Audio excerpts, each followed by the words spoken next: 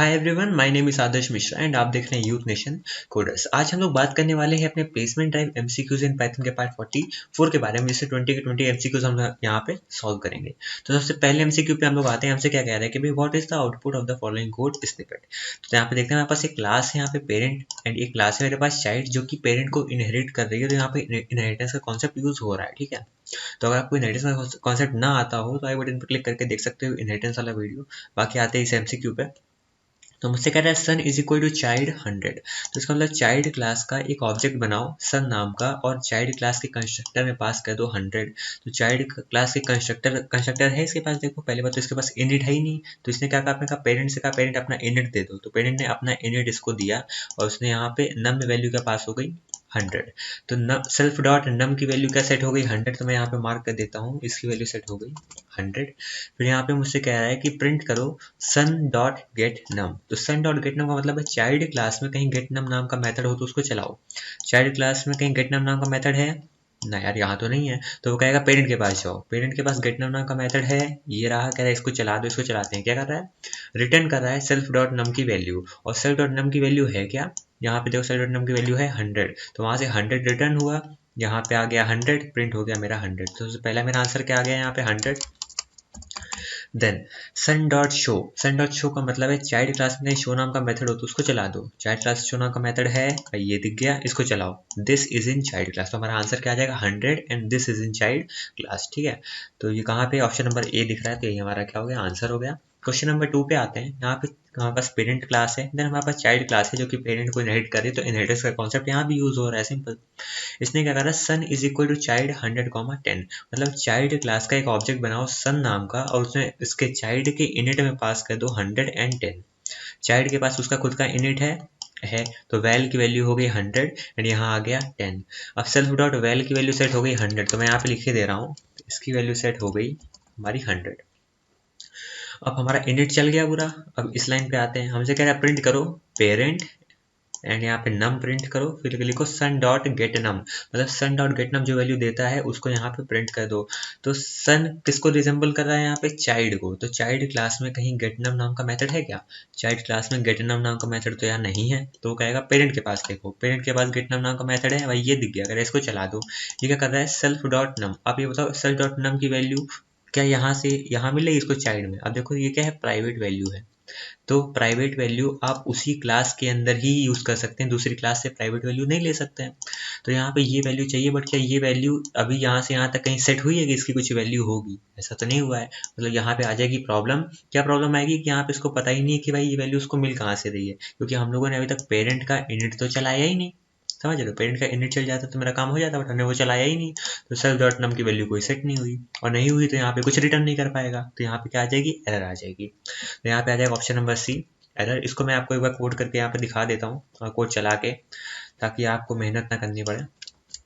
Ideally पे यहाँ पे हम लोग EXEC एग्जीक्यूट का यूज़ करेंगे एंड एग्जीक्यूट करेंगे हम अपना कोड यहाँ पेरेंथेसिस में। तो यहाँ पे देखो एरर आ रही है, कह रहा है कि चाइल्ड ऑब्जेक्ट में कहीं भी कोई भी नम नाम का ये सेल्फ डॉट नम नाम का एट्रीब्यूट एक्सेस नहीं कर पा रहे, ठीक है। क्वेश्चन नंबर 3 पे आते हैं, कह रहा है what will be the output of the following code. यहाँ पे हमारे पास एक क्लास ए है, देन मेरे पास क्लास बी है, बी ए को इनहेरिट कर रहा है। इसका मतलब ए हो गया पेरेंट क्लास और बी हो गया हमारा child class. OBJ is equal to B, मतलब बी क्लास का एक ऑब्जेक्ट बनाओ ओबीजे नाम का। तो बी का इनिट चल जाएगा, बी के पास खुद का इनिट नहीं है, तो कह देगा अपने पेरेंट्स से कि आप अपना इनिट चला दो। उन्होंने अपना इनिट चलाया, तो सेल्फ डॉट वेर वन की वैल्यू सेट हो गई 100। मैं यहाँ पे लिख दे रहा हूँ, इसकी वैल्यू सेट हो गई 100, ठीक है। मुझसे कह रहा है ओबीजे डॉट डिस्प्ले वन 200। तो ओबीजे मतलब बी क्लास के अंदर कहीं डिस्प्ले वन नाम का मेथड है तो उसको चलाओ। बी क्लास के अंदर डिस्प्ले वन नाम का मेथड तो नहीं है, तो वो कहेगा ए के पास ढूंढो। ए के पास डिस्प्ले वन नाम का मेथड है, बिल्कुल है भाई, ये लिखा हुआ है। कह रहा है इसको चलाओ और इसमें 200 पास कर दो। तो वेर वन की वैल्यू सेट हो गई हमारी 200। हमसे कह रहा है क्लास ए और सेल्फ डॉट वेर वन की वैल्यू प्रिंट करनी है। ये वेर वन एक नॉर्मल वेरिएबल है, लोकल वेरिएबल है, और सेल्फ डॉट वेर वन एक इंस्टेंस वेरिएबल है।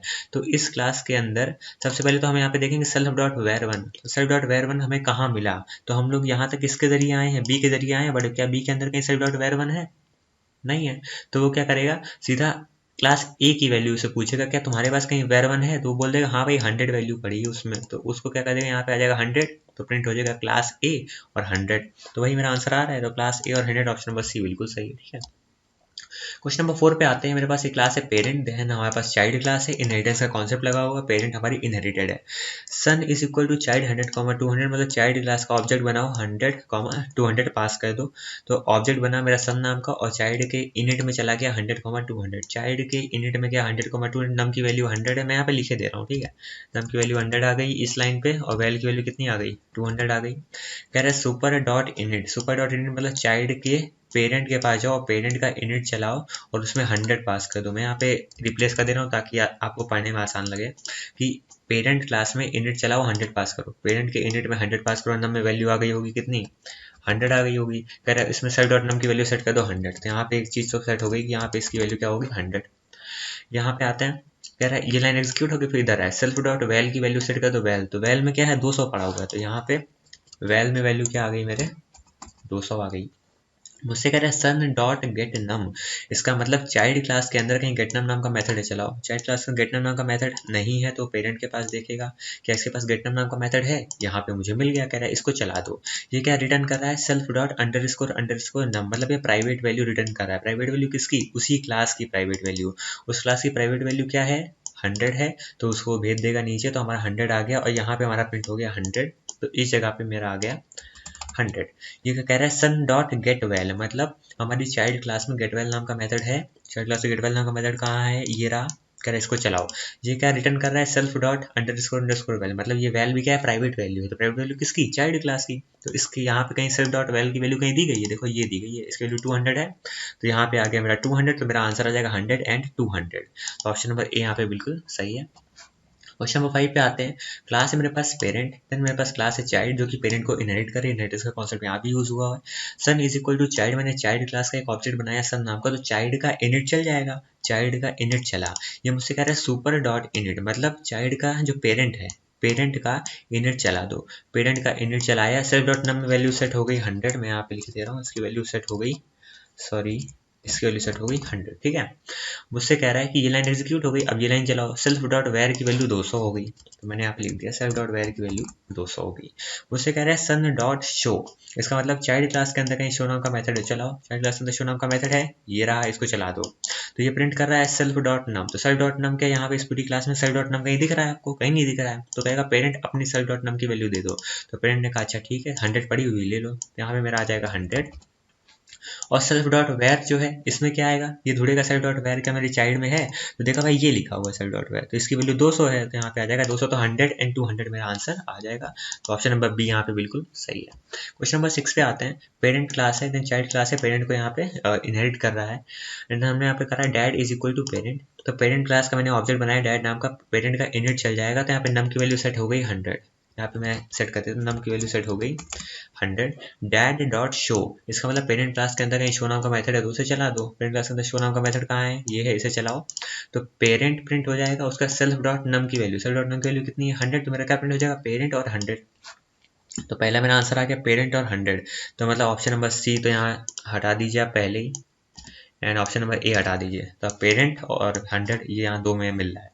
इधर आते हैं, यहाँ पे कर रहा है son is equal to child, जैसे ही दूसरा ऑब्जेक्ट बना ये वैल्यूज दोबारा रीसेट हो गई सारी, ठीक है। Son is equal to child, child class का एक ऑब्जेक्ट बनाओ सन नाम का, चाइल्ड क्लास का ऑब्जेक्ट बना सन नाम का, तो चाइल्ड का इनिट चलेगा, ये चला। Super dot init, super dot init मतलब पेरेंट का इनिट चला दो, तो यहाँ पे वैल्यू सेट हो गई मेरी 100 फिर से। देन मुझसे ये कह रहा है कि सेल्फ डॉट वेयर की वैल्यू हमारी सेट कर दो 10, मैंने कह दिया इसकी वैल्यू सेट हो गई 10।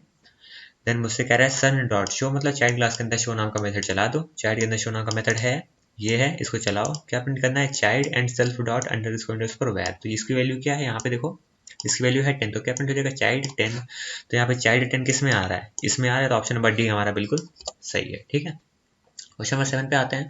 क्लास ए है, देन क्लास बी है जो ए को इनहेरिट कर रही है, क्लास सी है जो बी को इनहेरिट कर रही है, ठीक है। मल्टीपल लेवल पे इनहेरिटेंस हो रहा है, ठीक है। ए कह दो ग्रैंड फादर है, तो बी फादर हो गया, और सी क्या हो गया, चाइल्ड हो गया। यहाँ पे आते हैं ओबीजे 1 इज इक्वल टू ए, इसका मतलब ए का, अब देखो यहाँ पे तीनों में इनिट नहीं है, तो इसका मतलब ऑब्जेक्ट बनते टाइम इनिट तो किसी का चलेगा नहीं, तो ए क्लास का ऑब्जेक्ट बना ओबीजे 1, बी क्लास का ऑब्जेक्ट बना ओबीजे 2, सी क्लास का ऑब्जेक्ट बना ओबीजे 3। अब हमसे कह रहा है ओबीजे 1 डॉट M1, मतलब ओबीजे 1 किस किस क्लास को बिलोंग कर रहा है, ए क्लास, तो ए क्लास में M1 नाम का मेथड चलाओ। ए क्लास में M1 नाम का मेथड चलाइए, हमसे इसने रिटर्न किया 20, तो मेरा यहाँ से आंसर क्या आ गया, इस लाइन का 20। फिर हमसे कह रहा है obj3.m1। obj3 किसको यहाँ पे पॉइंट आउट कर रहा है, ये कर रहा है हमारा सी क्लास को। सी क्लास के अंदर कहीं m1 नाम का मेथड हो तो चलाओ। सी क्लास के अंदर m1 नाम का मेथड नहीं है तो वो कह देगा b के पास देखो, b पे आए m1 नाम का मेथड है, ये रहा और रिटर्न कर रहा है 30, तो यहाँ पे मेरा आ जाएगा 30 प्लस obj3.m2, मतलब सी क्लास के अंदर कहीं m2 नाम का मेथड हो चलाओ। सी क्लास के अंदर m2 नाम का मेथड यही मिल गया तो यहाँ हमें मिल गया 20, तो 30 प्लस 40 कितना हो जाएगा 70, तो मेरा आंसर आ जाएगा 70। तो ऑप्शन नंबर सी बिल्कुल सही हो जाएगा यहाँ पे। ठीक है, क्वेश्चन नंबर 8 पे आते हैं। हमसे कह रहा है भाई इसका आउटपुट क्या होगा। क्लास ए है तो मेरे पास क्लास बी है जो ए को यहाँ पे इनहेरिट कर रही है, क्लास सी जो बी को इनहेरिट कर रही है। ठीक है, यहाँ पे obj इज इक्वल टू सी, सी का मैंने ऑब्जेक्ट बनाया, सी का ऑब्जेक्ट बनाया तो मैं इस लाइन पे आया एंड देन सी का पहले इनिट चलना चाहिए, बट लॉजिकली देखो यहाँ पे तीनों क्लास का इनिट है नहीं, तो ऑब्जेक्ट बनते टाइम किसी का भी इनिट नहीं चल पाएगा। तो obj हमारा बन गया सी का एक ऑब्जेक्ट। हमने क्या करा obj.m1, हमने m1 को कॉल करा हुआ है, तो सी क्लास के अंदर m1 नाम का मेथड कॉल करो। सी क्लास के अंदर m1 नाम का मेथड ये है, इसको कॉल करा। यहाँ पे वैल में वैल्यू क्या आ जाएगी, self dot m1 plus 20। Self dot m1 मतलब दोबारा से इस m1 नाम के मेथड को मैंने कॉल करा, कि दोबारा ये वैल्यू कैलकुलेट होगी, दोबारा ये फंक्शन अपने आप को कॉल करेगा। तो ये बार बार यही मेथड अपने आप को कॉल करता जा रहा है और मतलब नहीं मल्टीपल टाइम्स खुद को ही कॉल करता जा रहा है, बट कुछ होगा ही नहीं, ये इन्फिनाइट लूप में चला गया। एक मेथड अपने आप को खुद बार बार कॉल कर रहा है, तो वो तो तब तक ये कोड चलेगा जब तक मेमोरी भर ना जाए पूरा। तो इसका जो एरर आएगा तो कुछ और आएगा, 70 आएगा नहीं, 20 आएगा नहीं, रन टाइम एरर आएगी, क्योंकि मैक्सिमम रिकर्जन डेप्थ जो है एक्सीड हो चुकी है। 1000 होती है पाइथन में, 1000 बार मैक्सिमम एक फंक्शन खुद को कॉल कर सकता है, उसके बाद ये एरर आ जाती है, maximum recursion depth exceeded. Question number 9 पे आते हैं। हम लोगों ने यहाँ पे abstract ABC abstract base class को हमने यहाँ पे इंपोर्ट करा लिया। यहाँ पे पेरेंट क्लास को मैंने एब्स्ट्रैक्ट क्लास बनाया है। क्यों एब्स्ट्रैक्ट क्लास बनाया, क्योंकि यहाँ पे एब्स्ट्रैक्ट मेथड मुझे दिख रहा है, तो ये तो बन गया मेरा पेरेंट क्लास। ठीक है, अब पेरेंट क्लास मेरा एब्स्ट्रैक्ट है, मुझे कैसे पता चला, पहला तो मैंने यहाँ पे एबीसी मेटा क्लास को यहाँ पे एब्स्ट्रैक्ट बेस क्लास जो है उसका मैंने यहाँ पे इसको कह सकते हो इससे इनहेरिट करवा दिया है, तो पेरेंट क्लास क्या बन गई, एब्स्ट्रैक्ट क्लास बन गई। बट इसका ऑब्जेक्ट बनेगा कि नहीं ये कौन डिसाइड करेगा, कि क्या इसके अंदर एब्स्ट्रैक्ट मेथड है। अगर इसके अंदर इस एब्स्ट्रैक्ट क्लास के अंदर अगर एब्स्ट्रैक्ट मेथड है तो उसका आप ऑब्जेक्ट नहीं बना सकते हो। ठीक है, तो ये तो हमें समझ गए। ठीक है, चाइल्ड ने क्या किया, इस पेरेंट को इनहेरिट कर लिया। तो अब सीन ये है कि जब चाइल्ड जो है अपने अपने पेरेंट को इनहेरिट करेगा और पेरेंट एब्स्ट्रैक्ट क्लास है, तो चाइल्ड को एब्स्ट्रैक्ट मेथड अपने अंदर रखना पड़ेगा। तो मतलब ये शो नाम का मेथड चाइल्ड के पास होना चाहिए, वरना चाइल्ड भी क्या हो जाएगी, अपने मन से एब्स्ट्रैक्ट क्लास हो जाएगी। तो अगर ये नहीं आता है तो एब्स्ट्रैक्शन वाला कॉन्सेप्ट देख सकते हो आई बटन पर क्लिक करके, वहाँ अच्छे समझाया हुआ है पूरा एग्जाम्पल के साथ। तो यहाँ पे देखा चाइल्ड क्लास ने पेरेंट को इनहेरिट करा, तो अब चाइल्ड के पास ये बाउंडेशन हो गई कि भाई तुम्हारे पास शो नाम का मेथड होना चाहिए, तो इसको शो नाम का मेथड है, तो मतलब अब ठीक है। ठीक है, मतलब पेरेंट का ऑब्जेक्ट नहीं बना सकते, बट चाइल्ड का ऑब्जेक्ट अब बन जाएगा, क्योंकि चाइल्ड ने शो नाम का मेथड अपने अंदर रख लिया है। एब्स्ट्रैक्ट मेथड का मतलब है कि इससे रिलेटेड जितने भी चाइल्ड होंगे उन सब के पास शो नाम का मेथड तो होना ही चाहिए। ठीक है, ठीक है, हमारी क्लास का स्ट्रक्चर सही है। obj is equal to parent, यहीं पे इसने गलत कर दिया, पेरेंट क्लास का इसने ऑब्जेक्ट बना दिया, जबकि पेरेंट क्लास क्या है, मेरी एब्स्ट्रैक्ट क्लास है। तो हमेशा याद रखो एब्स्ट्रैक्ट क्लास का आप कभी भी ऑब्जेक्ट नहीं बना सकते हो। तो यहाँ पे इसका आंसर क्या आ जाएगा, एरर आ जाएगा। तो मुझसे क्या करें, एरर, क्योंकि एब्स्ट्रैक्ट क्लास को हम लोग कभी इंस्टेंशिएट नहीं करते, इंस्टेंशिएट मतलब उसका ऑब्जेक्ट कभी नहीं बना सकता है। क्वेश्चन नंबर 10 पे आते हैं। सेम मैंने एबीसी मेटा क्लास को यहाँ पे इंपोर्ट करा हुआ है और मैंने इस पेरेंट को यहाँ पे एब्स्ट्रैक्ट बेस क्लास को इनहेरिट करवा दिया है। अब क्या इसके अंदर एब्स्ट्रैक्ट मेथड है, इसका मतलब ये क्लास दोबारा से क्या बन गई, एब्स्ट्रैक्ट क्लास, जिसका ऑब्जेक्ट हम लोग नहीं बना सकते हैं। चाइल्ड ने क्या किया, पेरेंट को इनहेरिट कर लिया, तो चाइल्ड को अब एब्स्ट्रैक्ट ना होना हो तो वो शो मेथड अपने अंदर रखेगी। इसने हमने शो मेथड रखा, तो इसका मतलब अब चाइल्ड क्लास फ्री है, नॉर्मल सी क्लास बन गई है। मगर पेरेंट क्लास क्या है, एब्स्ट्रैक्ट क्लास है। तो पेरेंट क्लास का ऑब्जेक्ट नहीं बना सकते, चाइल्ड का ऑब्जेक्ट बना सकते हैं। वो obj इक्वल टू चाइल्ड का इसने ऑब्जेक्ट बनाया, चाइल्ड का इनिट चला, इसने बोला सुपर डॉट इनिट, मतलब पेरेंट का इनिट चलाओ, पेरेंट का इनिट चला और नम की वैल्यू सेट हो गई 5, नम की वैल्यू सेट हो गई 5। ठीक है, मुझसे कह रहे हैं वैर की वैल्यू सेट कर दो 10, तो मैंने कहा ठीक है भाई, वैर की वैल्यू सेट हो गई हमारी 10, तो हमारा यहाँ इनिट पूरा चल गया। ठीक है, अब यहाँ पे आते हैं obj डॉट शो, मतलब चाइल्ड क्लास में शो नाम का मेथड चलाओ, चाइल्ड क्लास में शो नाम का मेथड ये है, इसको चला दो। प्रिंट कर रहा है सेल्फ डॉट नम, सेल्फ डॉट नम की वैल्यू क्या है, इसके पास तो है नहीं कहीं सेल्फ डॉट नम, तो वो कहेगा पेरेंट तुम अपनी सेल्फ डॉट नम की वैल्यू दे दो। पेरेंट ने कहा ठीक है तुम ले जाओ, मेरी वैल्यू 5 है, तो उसने यहाँ से दे दी वैल्यू 5।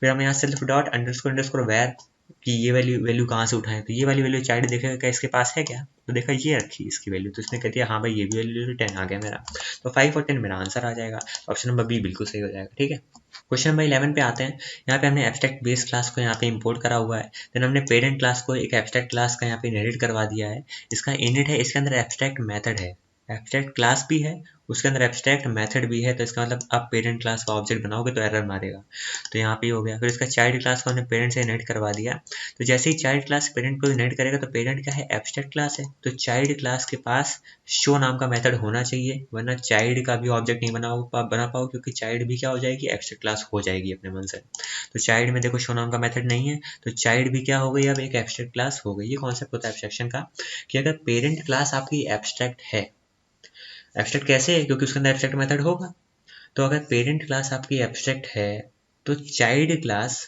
अगर पेरेंट को इनहेरिट कर रही है, देखो अगर चाइल्ड क्लास पेरेंट को इनहेरिट कर रही है तो चाइल्ड क्लास के अंदर एब्स्ट्रैक्ट मेथड जो है उसके पेरेंट क्लास का, मतलब शो नाम का जो मेथड है ये होना चाहिए। अगर वो मेथड नहीं है चाइल्ड क्लास के अंदर, इसका मतलब चाइल्ड क्लास भी हमारी एब्स्ट्रैक्ट हो जाएगी। समझ रहे हो, तो यहाँ पे ऑब्वियस सी बात है चाइल्ड के अंदर नहीं है शो नाम का मेथड, तो चाइल्ड भी क्या हो गई, एब्स्ट्रैक्ट हो गई, और पेरेंट भी क्या हो गई, एब्स्ट्रैक्ट हो गई, दोनों का ऑब्जेक्ट नहीं बना सकते हैं। तो OBJ is equal to child error दे देगा, क्योंकि ऑब्जेक्ट हम चाइल्ड का बना नहीं सकते, क्योंकि चाइल्ड क्या है, एब्स्ट्रैक्ट क्लास है। क्यों एब्स्ट्रैक्ट क्लास है, क्योंकि एब्स्ट्रैक्ट मेथड जो है पेरेंट क्लास का वो चाइल्ड ने ओवरराइड नहीं करा है, मतलब चाइल्ड के अंदर कहीं शो नाम का मेथड नहीं है, तो यहाँ पे आ जाएगी एरर, क्योंकि एब्स्ट्रैक्ट क्लास को हम लोग इंस्टेंशिएट नहीं कर सकते। क्वेश्चन नंबर 12 पे आते हैं। हम लोगों ने एब्स्ट्रैक्ट बेस क्लास को इंपोर्ट करा हुआ है, पेरेंट को मैंने इनहेरिट करवा दिया है, देन पेरेंट क्लास में एब्स्ट्रैक्ट मेथड है शो नाम का, तो इसका मतलब आप तो पक्का हो गया कि पेरेंट का हम लोग ऑब्जेक्ट बनाएंगे तो एरर आएगी। Child is equal to parent, child ने पेरेंट क्लास को यहाँ पे इनहेरिट करा हुआ है, तो चाइल्ड के अंदर शो नाम का मेथड होना चाहिए, वरना चाइल्ड भी क्या हो जाएगा, हमारा एब्स्ट्रैक्ट क्लास हो जाएगा। तो चाइल्ड यहाँ पे क्या है, एब्स्ट्रैक्ट क्लास है, बिल्कुल है, क्योंकि चाइल्ड ने जो है शो नाम का मेथड अपने अंदर नहीं रखा। अब जो ग्रांड चाइल्ड है, अब उसके लिए ये हमारी चाइल्ड क्लास क्या हो गई, एब्स्ट्रैक्ट क्लास हो गई, क्योंकि ये जो है चाइल्ड क्लास को इनहेरिट कर रहा है, तो ये हो गया पेरेंट, ये हो गया चाइल्ड, तो उसके से पेरेंट क्लास एब्स्ट्रैक्ट है, तो चाइल्ड क्लास में शो नाम का मेथड होना चाहिए, तो इसके पास है, तो ठीक है, मतलब अभी ये हम चला सकते हैं, क्योंकि इसके पास शो नाम का मेथड है, तो ये क्लास नॉर्मल क्लास हो गई, इसको कोई प्रॉब्लम नहीं, ये एब्स्ट्रैक्ट नहीं है। OBJ is equal to grandchild, हमने इसका ऑब्जेक्ट बनाया, इसके पास खुद का इनिट था नहीं तो वो चला नहीं, तो इसने बोला कि भाई चाइल्ड तुम अपना इनिट दे दो, चाइल्ड ने अपना इनिट उठाया, सुपर डॉट इनिट, मतलब इसने बोला पेरेंट का इनिट चलाओ, तो पेरेंट के इनिट से नम की वैल्यू सेट हो गई यहाँ पे 5। समझ रहे हो, मतलब अपने अपने पेरेंट के पास जा रहे हैं। अभी ये लाइन कंप्लीट हो गई, इधर आओ, सेल्फ डॉट वेर की वैल्यू हो गई 10, तो यहाँ से वेर की वैल्यू सेट हो गई 10। ठीक है, ये मुझसे कह रहा है कि अभी ओबीजे डॉट शो करो, मतलब ग्रांड चाइल्ड के अंदर कहीं शो नाम का मेथड है, ये रहा, इसको चलाओ। सेल डॉट नम की वैल्यू क्या है, तो ग्रांड चाइल्ड ने बोला क्या मेरे पास सेल डॉट नम है, सॉरी ऐसे आओ, ग्रांड चाइल्ड ने बोला क्या मेरे पास सेल डॉट नम की वैल्यू है, उसने कहा नहीं है, उसने कहा चाइल्ड के पास देखो, उसके पास भी नहीं है, उसने कहा पेरेंट के पास देखो, यहाँ पे वैल्यू मिल गई 5, तो उसने कह दिया इसका आंसर आ गया 5। सेल्फ डॉट वेर, तो ग्रांड चाइल्ड बोलेगा मेरे पास सेल्फ डॉट वेर है क्या, नहीं है, तो वो कहेगा चाइल्ड के पास ढूंढो, चाइल्ड ने ढूंढा, क्यों ढूंढा चाइल्ड के पास, क्योंकि चाइल्ड इसका इमीडिएट पेरेंट है ना, तो चाइल्ड के पास क्या है, यहाँ पे वेर की वैल्यू है, बिल्कुल है, 10 है, तो यहाँ से हमें मिल गई वैल्यू 10, तो हमारा आंसर क्या आ गया 5 10 दिस इज पॉसिबल, तो 5 10 this is possible, option number ए बिल्कुल सही है। क्वेश्चन नंबर 13 पे आते हैं। हम लोगों ने एब्स्ट्रैक्ट बेस क्लास को यहाँ पे इंपोर्ट करा हुआ है, एंड क्लास ए को मैंने क्या बनाया है, एक एब्स्ट्रैक्ट बेस क्लास से इनहेरिट करवा दिया, एंड एब्स्ट्रैक्ट मेथड है यहाँ पे मेथड 1 नाम का, इसका मतलब क्लास ए हमारी हो गई एब्स्ट्रैक्ट क्लास, और इसका ऑब्जेक्ट बनाएंगे तो एरर आएगी। क्लास बी ए को इनहेरिट कर रही है, इसका मतलब क्लास बी के अंदर ये एब्स्ट्रैक्ट मेथड होना चाहिए, वरना ये भी एब्स्ट्रैक्ट क्लास बन जाएगी, इसका भी ऑब्जेक्ट नहीं बना पाओगे। तो क्लास बी के अंदर कहीं भी मेथड 1 नाम का मेथड है, देखो यहाँ तो नहीं है, इसका मतलब क्लास बी भी क्या हो गई, एक एब्स्ट्रैक्ट क्लास हो गई, मतलब अब क्लास बी का अगर आप कुछ बनाओगे ना ऑब्जेक्ट, तो वहाँ भी एरर मारेगा, तो OBJ is equal to B, तो मतलब यहाँ पे आ जाएगी आपकी एरर, तो एरर क्योंकि क्लास बी को भी आप इंस्टेंशिएट नहीं कर पाओगे। क्यों नहीं कर पाओगे, क्योंकि क्लास बी ने ए को इनहेरिट किया, ए था एब्स्ट्रैक्ट मेथड, और एब्स्ट्रैक्ट मेथड में अगर कोई सॉरी ए था एब्स्ट्रैक्ट क्लास, और एब्स्ट्रैक्ट क्लास के अंदर एब्स्ट्रैक्ट मेथड था, तो एब्स्ट्रैक्ट मेथड जहाँ भी अगर है तो उसके चाइल्ड में भी वही मेथड होना चाहिए, तो यहाँ पे नहीं था, तो हमारी बी क्लास भी क्या हो गई, एब्स्ट्रैक्ट क्लास हो गई और उसका ऑब्जेक्ट बना नहीं सकता है। क्वेश्चन नंबर 14 पे आते हैं। क्लास है नेम लेंथ एक्सेप्शन, दूसरी क्लास है एम्प्लॉय आईडी एक्सेप्शन। डराने के लिए होता है, कुछ डरने की जरूरत नहीं है इसमें। इधर और बड़ी सी क्लास दी गई है डराने के लिए, ताकि बंदा छोड़ के भाग जाए। emp1 is equal to employ और ये फलाना डिटेल्स हैं। तो एम्प्लॉय क्लास का यहाँ पे ऑब्जेक्ट बनाया है emp1 नाम का, और एम्प्लॉय के इनिट में पास कर दो ये दो वैल्यूज। तो मैं यहाँ से इसको कंट्रोल सी कर रहा हूँ, और एम्प्लॉय ये है, इसका इनिट कहाँ है, ये है। तो यहाँ पे वैल्यू क्या पास हो गई मेरी, ये पास हो गई। तो आईडी मेरी क्या हो गई, E1001, और नेम क्या हो गया मेरा, टॉम। तो ये नेम मेरा सेट हो गया टॉम, और यहाँ पे सेल्फ डॉट emp id की वैल्यू सेट हो गई E1001। इनिट चल गया मेरा, काम खत्म। दोबारा नीचे आओ, मुझसे कह रहा है emp1 के लिए वैलिडेट करो नेम को। तो मतलब एम्प्लॉय क्लास के अंदर कहीं वैलिडेट नाम का मेथड हो तो उसे चलाओ। एम्प्लॉय क्लास के अंदर वैलिडेट नाम का मेथड ये है, इसको चला दो। ट्राई करना है, चलो ट्राई करते हैं। कह रहे हैं लेंथ निकालो अपने नेम की। तो मेरा नाम था टॉम, टॉम की लेंथ हो गई 3, तो यहाँ गया 3। क्या 3 मेरा कम होता है 4 से? बिल्कुल होता है। तो कह रहा है एम्प्लॉय में जो ट्रायल्स नाम का एक क्लास वेरिएबल है, जो कि ये लिखा हुआ, इसकी वैल्यू 0 है, कह रहा है उसको 1 बढ़ा दो। तो उसकी वैल्यू कितनी हो गई, 1 हो गई। ठीक है, इसको मैं यहाँ 0 लिखता हूँ, एंड देन थोड़ा सा एक्सटेंड करके यहाँ लिखते हैं 1, ताकि आपको नजर आए कि यहाँ पे ट्रायल्स की वैल्यू अभी लेटेस्ट क्या है, 1 है। फिर रेस करो नेम लेंथ एक्सेप्शन को। तो ट्राई ब्लॉक में अगर कोई एक्सेप्शन आई तो उसको ढूंढेगा एक्सेप्ट ब्लॉक में। तो नेम लेंथ एक्सेप्शन कहाँ है, ये देखिए। तो एरर देने की जगह ये दो लाइन एग्जीक्यूट करो। ये दो लाइन क्या बोल रही हैं कि एम्प्लॉय में जो ट्रायल नाम का क्लास वेरिएबल है उसको 1 और बढ़ा दो। तो मैंने कहा ठीक है, अब उसकी वैल्यू 2 कर देता है। उसके लिए 2 हो गई। प्रिंट कर रहा है एम्प्लॉय डॉट ट्रायल्स, तो मेरा 2 जो है वो प्रिंट भी हो गया। तो मेरा पहला आंसर आ गया 2, 2। ऑप्शन नंबर सी तो अभी गलत हो गया, इन तीनों में कोई एक आंसर है। ठीक है, तो हम लोग यहाँ थे, ट्राई हो गया, एक्सेप्ट हो गया, और बस खत्म हो गया है फंक्शन। तो ये लाइन खत्म हो गई। इधर आते emp2 में एम्प्लॉय 1001 टॉमी। अभी दूसरा एम्प्लॉय बनाओ, ऑब्जेक्ट बना दो emp2, और ये नाम और रोल आईडी उसकी पास कर दो। मैंने कहा ठीक है। अब देखो, जो क्लास वेरिएबल होता है उसकी पुरानी वैल्यू सेट रहेगी, क्योंकि वो क्लास का वेरिएबल है ना, तो इसकी वैल्यू चेंज नहीं होती। बस जैसे ही चेंज हो गई तो वो अगले ऑब्जेक्ट के लिए भी पुरानी वाली ही वैल्यू रहेगी। तो अभी इसकी वैल्यू 2 है। इधर आते हैं इनिट में, आईडी हो गई मेरी 1001, और नेम हो गया टॉमी। तो नेम सेट हो गया टॉमी, आईडी हो गई 1001। फिर ये मुझसे क्या कह रहा है, emp2 डॉट वैलिडेट नेम। तो मतलब एम्प्लॉय क्लास के अंदर वैलिडेट नेम नाम का मेथड देखो। मैं इधर आया, ट्राई करते हैं। चलो, कह रहा है लेंथ निकालो अपने नाम की। तो नाम है टॉमी, तो लेंथ हो गई 4। कहता है 4 कम होता है 4 से, नहीं होता है। तो ये लाइन क्या हो गई, गलत हो गई। इधर आते हैं, कह रहा है जो आईडी है क्या वो ई से स्टार्ट हो रही है। तो आईडी ई से स्टार्ट नहीं हो रही है। तो कह रहा, तो यहाँ पे क्या आ जाएगा, क्या स्टार्ट विद ई, तो यहाँ क्या फॉल्स, और नॉट और फॉल्स क्या हो जाएगा, ट्रू। तो कह रहा है इफ ट्रू, मतलब ये कंडीशन सही होगी तो ये लाइन चला दो। क्या कह रहा है, रेस करो एम्प्लॉय आईडी एक्सेप्शन। तो देखेगा कहीं एक्सेप्ट में एम्प्लॉय आईडी एक्सेप्शन लिखा है क्या, ये लिखा हुआ है। तो ये लिखा है, तो ये दो लाइन एग्जीक्यूट कर दो, ना कि एरर देना। ये क्या कर रहे हैं, एम्प्लॉय के ट्रायल्स में एक वैल्यू बढ़ा दो। तो मैंने कहा इसकी एक वैल्यू बढ़ाती 3 हो गई। कह रहा है उसी को प्रिंट कर दो। तो मेरा अभी क्या प्रिंट हो गया, 3। तो 2 और 3 मेरा आंसर हो गया। ठीक है, बाकी ऑप्शन क्या हो गया, गलत हो गया। समझ गए। क्वेश्चन नंबर 15 पे आते हैं। कह रहे प्रोजेक्ट नाम की क्लास है, प्रोजेक्ट 1 नाम का ऑब्जेक्ट बनाया मैंने प्रोजेक्ट क्लास का, और इसमें ये लिस्ट मैंने पास कर दी। मैंने कहा ठीक है, ये लिस्ट जाके मेरी एम्प्लॉय लिस्ट में जाके सेव हो गई यहाँ पे। अब मुझसे कह रहा है, देखो मैं इसको उठा के यहाँ रख देता हूँ आसानी के लिए, कि ये रही मेरी लिस्ट। ये लिस्ट कहाँ स्टोर है, इसमें। ठीक है, हमसे कह रहा है प्रोजेक्ट 1 डॉट वैलिडेट एम्प्लॉय, मतलब प्रोजेक्ट क्लास के अंदर वैलिडेट एम्प्लॉय नाम का मेथड चलाओ। तो ये चला, और यहाँ पे 1005 पास कर दो। तो एम्प्लॉय आईडी क्या पास हो गई मेरी, 1005 पास हो गई। ट्राई करना है, कह रहा है क्या एम्प्लॉय आईडी जो हमने 1005 अभी पास करी है, क्या ये नहीं है मेरी उस लिस्ट में। तो 1005 क्या इस लिस्ट में नहीं है, बिल्कुल सही बात है, नहीं है। तो इफ ट्रू मतलब रेस करेगा एक्सेप्शन।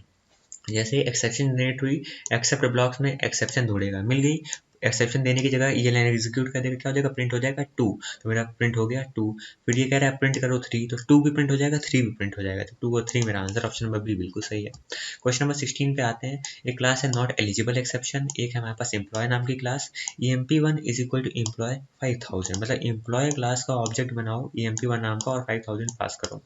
तो इसके इनिट में 5000 गया, सैलरी हो गई 5000 और सैलरी सेट हो गई 5000।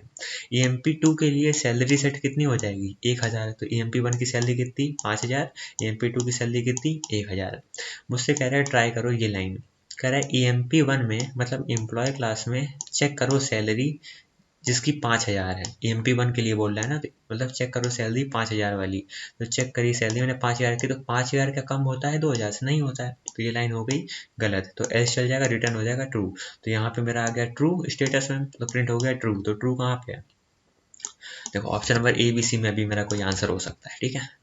ये लाइन इधर आते हैं, कह रहा है EMP2 के लिए चेक करो सैलरी। EMP2 के लिए इसकी सैलरी कितनी है 1000 है, तो यहाँ पे आए वो कह रहे हैं 1000 क्या कम होता है 2000 से, बिल्कुल होता है। तो रेस करो नॉट एलिजिबल एक्सेप्शन। अब देखेगा कि ये जो एरर आई क्या ये इस क्लास के अंदर कहीं हैंडल हो रही, कहीं इसका एक्सेप्ट ब्लॉक दिख रहा है, नहीं दिख रहा है। तो ये इस ट्राई के बाद यहाँ देखेगा क्या यहाँ पे एक्सेप्ट है, क्या एरर क्या है नॉट एलिजिबल एक्सेप्शन। तो एक्सेप्ट कर रहा है नॉट एलिजिबल एक्सेप्शन, मतलब कि एरर ना देने की जगह तुम ये लाइन प्रिंट कर दो। तो प्रिंट क्या करता है नॉट एलिजिबल, तो हमारा क्या प्रिंट हो गया ट्रू और नॉट एलिजिबल। तो यही हमारा आंसर सही हो गया। एक बार एरर आ गई तो एक्सेप्ट ब्लॉक में आओगे, फिर वापस और चीजें नहीं चलाओगे, समझ रहे हो, वापस नहीं जाते पीछे। क्वेश्चन नंबर 17 पे आते हैं। हमारे पास ये क्लास है, देन मेरे पास ये क्लास अकाउंट है। मैंने ट्राई करा अकाउंट का, मैंने एक ऑब्जेक्ट बनाया अकाउंट1 नाम का, ठीक है। अकाउंट का इनिट चल गया, अकाउंट के पास खुद का इनिट है नहीं, तो कोई दिक्कत की बात नहीं है, ठीक है। अकाउंट1 डॉट वैलिडेट अकाउंट 1006, मतलब अकाउंट के अंदर वैलिडेट अकाउंट नाम के मेथड में 1006 पास कर दो। यहाँ पे मैंने अकाउंट आईडी क्या पास कर दी 1006 पास कर दी। स्टेटस में वैल्यू 0 है। क्या कर रहा है हर बार एक आईडी उठाएगा, कहाँ से, इस लिस्ट से, मतलब पहले 1001 उठेगा, फिर 1002 उठेगा, 1003 उठेगा, 1004 उठेगा, हर बार एक एक नंबर उठेगा, एक एक आईडी उठेगी और चेक करेगा क्या जो हमने आईडी पास करी है क्या ये बराबर है इनमें से किसी के। तो ऐसे ही दिख रहा है नहीं है बराबर, मतलब ये वाली कंडीशन कभी सही होगी ही नहीं। तो ये लूप पूरा चला, इसने हमारे वाले 1006 को सबसे कंपेयर करा, कुछ मैच नहीं हुआ, तो ये लूप खत्म हो गया।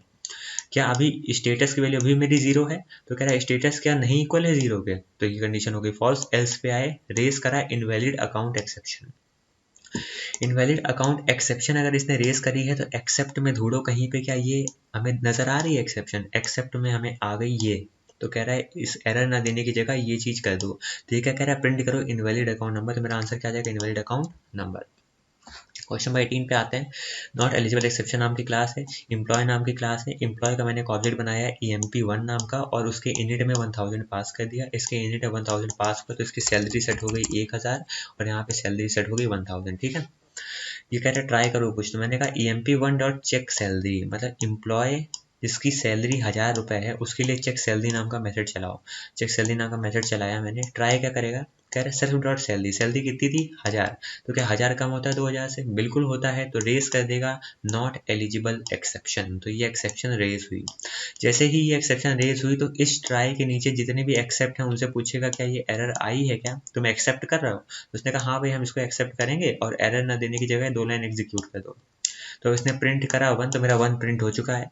मुझसे कह रहा है रेस करो नॉट एलिजिबल एक्सेप्शन। अब सवाल ये है कि एक्सेप्ट ब्लॉक के अंदर हमने दोबारा एक एक्सेप्शन रेस करी, तो इस क्लास के बाहर कहीं एक्सेप्ट लिखा है क्या, ये लिखा है, क्या ये एक्सेप्ट कर रहा है नॉट एलिजिबल एक्सेप्शन, तो बिल्कुल कर रहा है और प्रिंट कर रहा है 3, तो मेरा क्या प्रिंट हो जाएगा 1 एंड 3। तो हमारा ऑप्शन नंबर डी बिल्कुल यहाँ पे सही हो जाएगा। क्वेश्चन नंबर 19 पे आते हैं। इनवैलिड एम्प्लॉय एक्सेप्शन, मेरे पास प्रोजेक्ट नाम की क्लास है, project one is equal to project and हमने यहाँ पे लिस्ट पास कर दी है, तो प्रोजेक्ट क्लास का ऑब्जेक्ट बना प्रोजेक्ट1 नाम का और ये लिस्ट हमारी पास हो गई। ये लिस्ट हमारी पास होकर एम्प्लॉय लिस्ट में गई और यहाँ से सेल्फ डॉट एम्प्लॉय लिस्ट की वैल्यू क्या हो गई 1001, 1002 और 1003। इसके बाद हम इधर आते हैं, ट्राई कर रहे हैं, क्या कह रहा है प्रोजेक्ट1 में वैलिडेट एम्प्लॉय नाम की जो हमारा मेथड है उधर 1005 पास कर दो। तो प्रोजेक्ट क्लास के अंदर वैलिडेट एम्प्लॉय नाम का मेथड है क्या, क्लास का वैलिडेट एम्प्लॉय ये है, इसमें एम्प्लॉय आईडी क्या पास कर दो, कह रहा है 1005, सॉरी 1005 पास कर दो। तो यहाँ पे वैल्यू क्या पास हो गई 1005। फ्लैग की वैल्यू अभी हमारी फॉल्स है। हम लोग अपनी एम्प्लॉय लिस्ट पे एक एक करके वैल्यू उठाएंगे, तो पहले आएगी 1001, फिर 1002, 1003। हम लोग चेक कर रहे हैं अगर मेरी जो भी हमारी की वैल्यू है जो हम उस लूप पे चला रहे हैं अगर वो 1005 की इक्वल है क्या, तो देख लो अभी भी कहीं भी इन तीनों में से 1005 की इक्वल वैल्यू इक्वल नहीं है, तो ये लूप हमारा खत्म हो गया। क्या हमारा फ्लैग की वैल्यू फॉल्स है, तो बिल्कुल फ्लैग की वैल्यू हमारी डिफॉल्ट फॉल्स थी। तो कह रहा है रेस करो इनवैलिड एम्प्लॉय एक्सेप्शन। तो इनवैलिड एम्प्लॉय एक्सेप्शन जैसे ही रेस होगी तो हम लोग तुरंत इस क्लास के बाहर एक्सेप्ट ब्लॉक में देखेंगे कहीं पे क्या इनवैलिड एम्प्लॉय एक्सेप्शन है। तो सबसे पहले हम इस लाइन पे आएंगे, एक्सेप्ट एक्सेप्शन। अब सवाल ये है कि जब भी हमारी कोई भी एक्सेप्शन आती है, ठीक है, तो उसका एक पेरेंट क्लास होता है एक्सेप्शन नाम का, जो मैंने यहाँ पे ड्रैग करके आपको दिखा रहा हूँ। तो एक्सेप्शन के अंदर ही सारी क्या होती हैं, बहुत सारी अलग अलग प्रकार की एक्सेप्शंस होती हैं। तो मैं कह दूँ अगर एक्सेप्शन फादर है, ठीक है, तो अलग अलग टाइप की एक्सेप्शंस क्या हो जाएंगे, उसके बच्चे हो जाएंगे। तो सवाल ये है कि आपके कोड में एरर आई इनवैलिड एम्प्लॉय एक्सेप्शन, और उसको रास्ते में दिख गया बाप, उसको रास्ते में एक्सेप्शंस का बाप नजर आया जिसका नाम था एक्सेप्शन। तो ये बताओ वो आपके पास आएगा? भाई एक बंदे के पास एरर आई है, ठीक है, वो जा रहा है देखने कि भाई कहाँ पे मेरा एक्सेप्ट ब्लॉक है, कहाँ पे मुझे राहत मिलेगी, मुझे एरर नहीं मिलेगी, मुझे कोई संभाल लेगा। तो उसको रास्ते में मिल गया एक्सेप्शंस का बाप, जो सारी एक्सेप्शंस को हैंडल कर सकता है। तो जब उसको रास्ते में वो पहले मिल गया तो वो उसी के पास जाएगा, उससे कहेगा कि मेरी एक्सेप्शन को भी हैंडल कर दो भाई। तो वही हुआ यहाँ पे कि इनवैलिड एम्प्लॉय एक्सेप्शन एक्सेप्ट के अंदर होना चाहिए था, जो कि यहाँ लिखा है, बट ये बाद में आ रहा है। इसको पहले किससे मुलाकात हो गई, गॉड फादर से मुलाकात हो गई, एक्सेप्शन से मुलाकात हो गई, जो सारी एक्सेप्शंस की पेरेंट क्लास है। तो एक्सेप्ट एक्सेप्शन, तो ये लाइन कैपेबल है इनवैलिड एम्प्लॉय एक्सेप्शन को कह सकते हो हैंडल करने के लिए। तो ये लाइन चल गई और इसकी जगह प्रिंट हो जाएगा प्रिंट 2, तो मेरा 2 आंसर आ जाएगा। ये समझने की ज़रूरत है। अगर मान लो ये लाइन पहले लिखी होती तब क्या होता, इधर आओ, ऐसे अभी कंफ्यूजन नहीं रखना। देखो यहाँ आई थी इनवैलिड एम्प्लॉय एक्सेप्शन, तो तुरंत एक्सेप्ट पे आया इनवैलिड एम्प्लॉय, अच्छा पहले यही मिल गया ना, तो पहले ये मिल गया तो प्रिंट हो जाएगा 3, तो अब मेरा आंसर 3 आ जाएगा। समझ रहे हो? मगर एक्सेप्शन क्लास अगर कहीं लिखी है और आपकी किसी भी प्रकार की एक्सेप्शन आती है, किसी भी प्रकार की आपकी एरर आती है, तो आप तुरंत के तुरंत इसका वाला एक्सेप्ट ब्लॉक चला दोगे, अगर ये सबसे पहले आपको कहीं नज़र आ रहा है तो। अगर बाद में आ रहा है तो कोई दिक्कत नहीं, इसको भाड़ में जाए, बेकार है। हमें पहले जिसका ज़रूरत थी हमें वो दिख गया, हम उससे काम करा लिया। क्वेश्चन नंबर 20 पे आते हैं। कह रहे हैं मेरे पास एक यहाँ पे फंक्शन है fun3 नाम से, इसमें एक लिस्ट मैं यहाँ पे पास करने जाता हूँ, और लिस्ट मैंने पास कर दी ये बड़ी सी, ठीक है, मैंने यहाँ पे पास कर दी।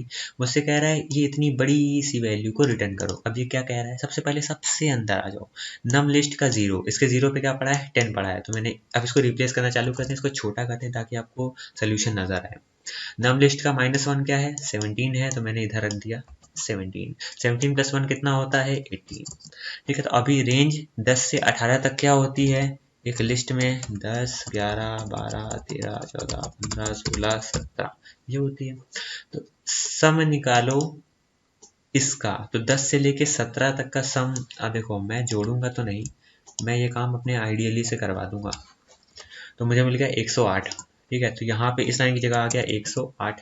कह रहे हैं सम निकालो मेरी लिस्ट का, तो ये जो लिस्ट है मैंने इसका जो है क्या करा, सम निकाल दिया। रुक जाओ अभी खटाक से निकालते हैं इसका सम क्या आता है।